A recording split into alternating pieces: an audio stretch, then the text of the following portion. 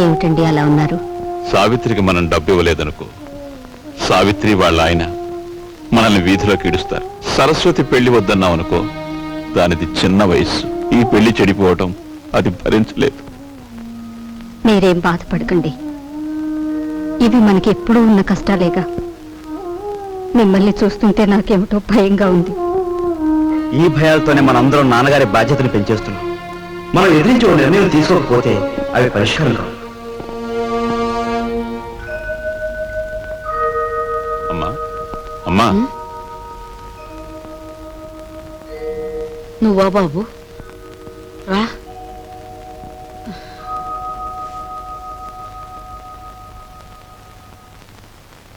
ఏంటి నాయనా? అమ్మా, మన సావిత్రికి నెలలో కట్నం డబ్బిచ్చి పంపిద్దాం అనుకుంటున్నాను. మా నాయనే, నువ్వు ఎప్పుడా పని చేస్తావా అని నేను 1000 దేవుళ్ళకు మొక్కుకుంటున్నాను. అమ్మా, సరస్వతి పెళ్లి కూడా వచ్చే నెలలో జరపాలని. శుభం. ఈ 2 శుభకార్యాలు జరిపించాలనే ప్రావిడెంట్ ఫండ్ లోనికి అప్లై చేశాను. కానీ అనుకున్న దాంట్లో సగమే అందింది. అయితే ఇప్పుడు ఎలారా? అమ్మా, నేను డబ్బు కోసం ఎంత ఇబ్బంది పడినా ఏ రోజు ఏదీ నిన్ను అడగలేదు. కానీ ఇప్పుడు అడక్క తప్పడం లేదు. ఒకసారి నీ మెడలో ఉన్న గొలుసిస్తే. నా గొలుసా? ఆ మహారాజు పోయాక పుస్తలు చెడగొట్టుకుని చేయించుకున్నా నీ గొలుసు. ఇప్పుడు దీన్ని కూడా ఆరాయింపు చేస్తానంటావా? ఆ మాట అనటానికి నీకు నోరట్ట వచ్చిందిరా?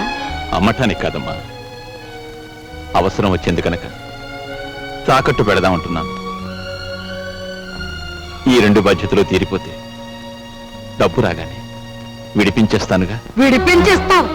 తోడ పుట్టిన చెల్లెలకి కట్నం డబ్బులు ఇచ్చి పంపించలేక చుక్కలు లెక్క పెడుతున్న వాడివి నా గొలుసు విడిపించేస్తానంటే నేను నమ్ముతాననుకున్నావా? ఒరే, నేను బంగారం మీద మోజుతో కాదురా ఈ గొలుసు వేసుకు తిరుగుతున్నది. మహారాజులాగా బ్రతికిన మీ నాన్న శ్రార్థం నువ్వెంత ఘనంగా పెట్టావో నేను ఇంకా మర్చిపోలేదురా. రేపు నేను చస్తే నన్నింత బుగ్గి చేయటానికి నువ్వు నలుగురిని చందాలెత్తకుండా ఉండటం కోసమేరా నా దగ్గర ఈ కాస్త బంగారం ఉంచుకుంది. అది కాదమ్మా.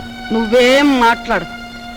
నాకు ఇహం కంటే పరం ముఖ్యం, బ్రతుకు కంటే చావు ముఖ్యం. ఇక ఎప్పుడు నీ అవసరాలకి నా గొలుసుకు మాత్రం లంకె పెట్టకు. వెళ్ళు.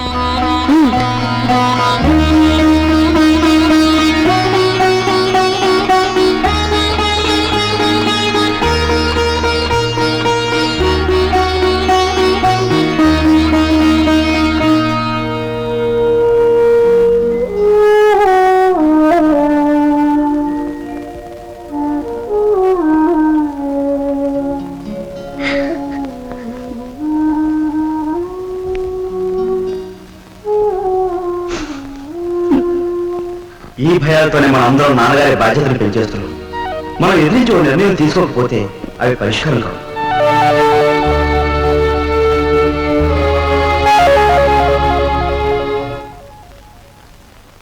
అమ్మాయి సావిత్రి, ఏమ్మా?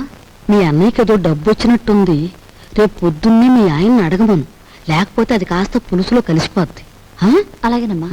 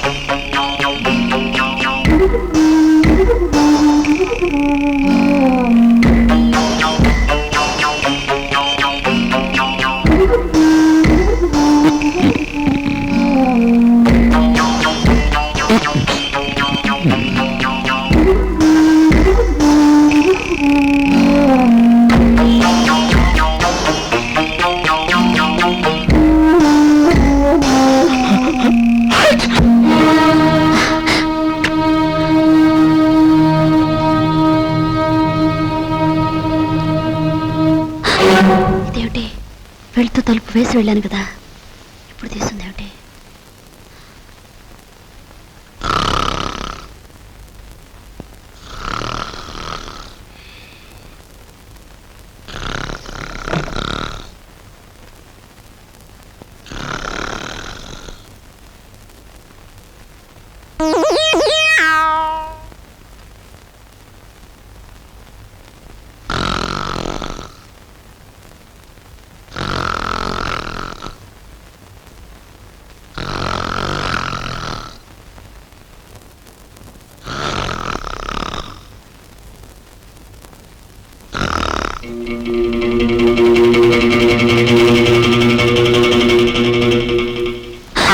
ఏమిటండి, ఏమైంది? ఏం లేదే, ఒంటరిగా పడుకుంటే నిద్దట్లో పేడకర్రలు వస్తున్నాయి. పడుకుందాం పద. అబ్బా, అసలే నా ఒంట్లో బాగోలేదండి. పడుకోండి. నా మాట వినవే ప్లీజ్. ప్లీజ్ అండి, నా మాట విని పడుకోండి. సరే, ఏం చేస్తాం. Good night. Good night.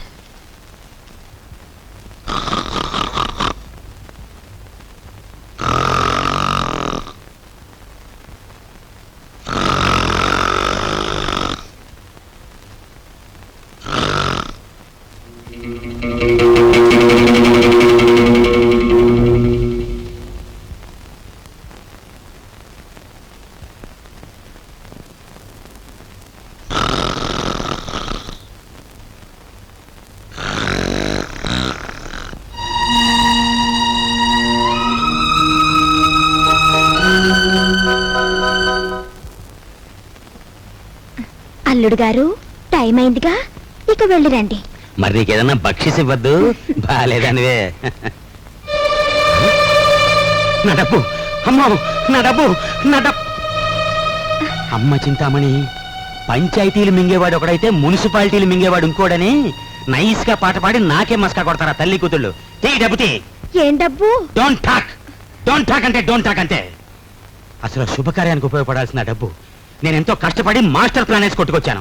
మర్యాదగా నా డబ్బు నాకు ఇచ్చేయి, లేదు పోలీస్ రిపోర్ట్ ఇస్తాను. Take care. ఆయాస్ పడకండి. జగ్గు, ఈయనేదో అడుగుతున్నారు, ఇచ్చి పంపయ్యా.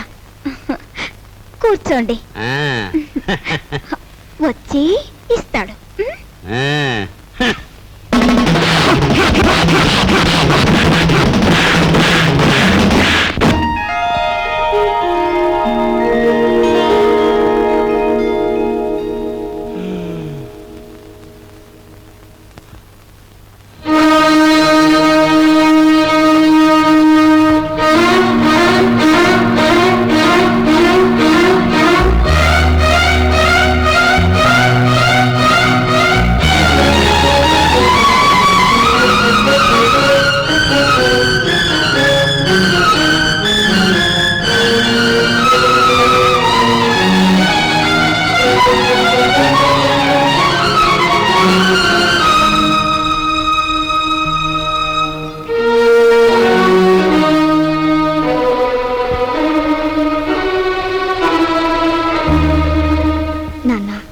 మోయలేని బరువు నీ మీదకు తీసుకురావద్దని, ఈ పెళ్లి ఒప్పుకోవద్దని అన్నయ్య నాకు మరీ మరీ చెప్పాడు. కానీ ఏం చేయను, జీవితంలో ఎదిరించడం చేతకాని దాన్ని. నా పెళ్లి కోసం నువ్వు అమ్మ మంగళసూత్రం అమ్ముతుంటే ఏవి ఎరగనట్టు నటించాను. అప్పు కోసం నువ్వు ప్రతిరోజు ఊరంతా తిరిగి వస్తుంటే తెలిసి తెలియనట్టు ఊరుకున్నాను. ఇప్పుడు నా కట్నం విషయంలో మీరు పడే ఆవేదన నా కళ్ళారా చూశాను. కన్నవారి మాన మర్యాదలు మంటలో కలిసిపోయినా నా పెళ్లి కావాలని నేను అనుకుంటే నాకు నిష్కృతి లేదు. అందుకని నీ ఇంట్లోంచి వెళ్ళిపోదామని నిశ్చయించుకున్నాను. లోకమంతా దీన్ని లేచిపోవడం ఉంటుందని నాకు తెలుసు. ఇంట్లో ఉండే బరువు బాధ్యతలు కల్పిస్తూ మిమ్మల్ని హత్య చేయడం కన్నా లేచిపోయిందని అపనిందన మోయడం తేలికని నిశ్చయించుకున్నాను. నేను వెళ్ళిపోతున్నాను నాన్న, నన్ను క్షమించండి. ఇట్లు